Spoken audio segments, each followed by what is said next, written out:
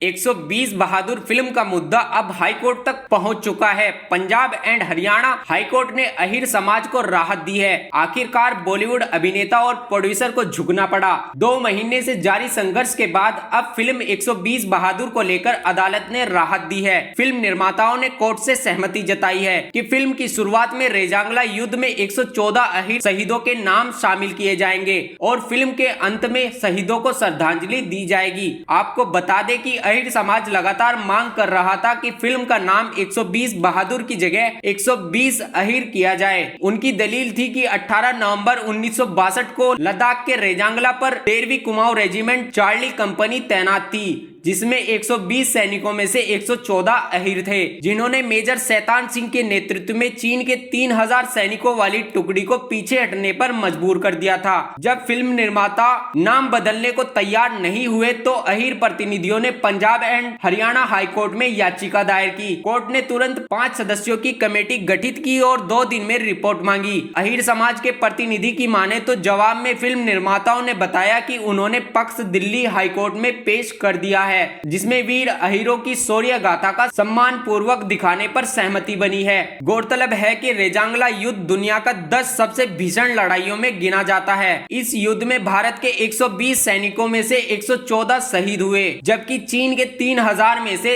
1310 सैनिक मार गिराए गए। रेजांगला पोस्ट सुरक्षित बचा ली गई। देखिए, PIL हमने पहले दायर कर रखी। 17 तारीख को उसकी सुनवाई थी। हमने 5-6 दिन पहले PIL दायर करी थी और 17 तारीख को उसकी सुनवाई थी चंडीगढ़ हाई कोर्ट में, पंजाब चंडीगढ़ हाई कोर्ट में, कि उसमें मजिस्ट्रेट साहब ने पूरा प्रॉपर तरीके से हमारा पक्ष सुनकर जो हमने उसमें तथ्य रखे गए थे, अब भाई जो ये कह रहा है कि सच्ची घटना पर आधारित है और इस फिल्म का नाम चेंज होना चाहिए, उसको सुनवाई करके उन्होंने एक कमेटी बना दी थी ब्रिगेडियर 13 कुमाऊं के नेतृत्व में कि भाई 2 दिन के अंदर इसकी रिपोर्ट आनी चाहिए।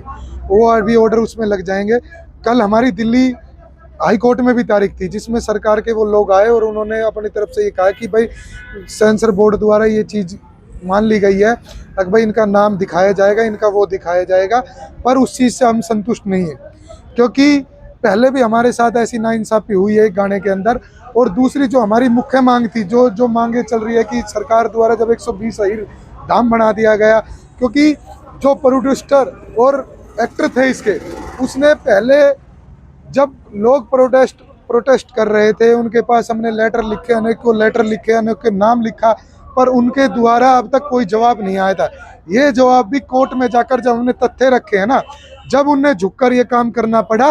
और पिछले इतने सालों, इतने महीनों से तो मान कह रहा था, वो तो सिर्फ ये कह रहा था कि जय दादा किशन का नारा है, इसमें जय नारा है, पर समाज ने जब इसका बहिष्कार करा, रोड पे उतरा, अब भाई फरहान अख्तर तू भी यहीं है और ये समाज भी यहीं है।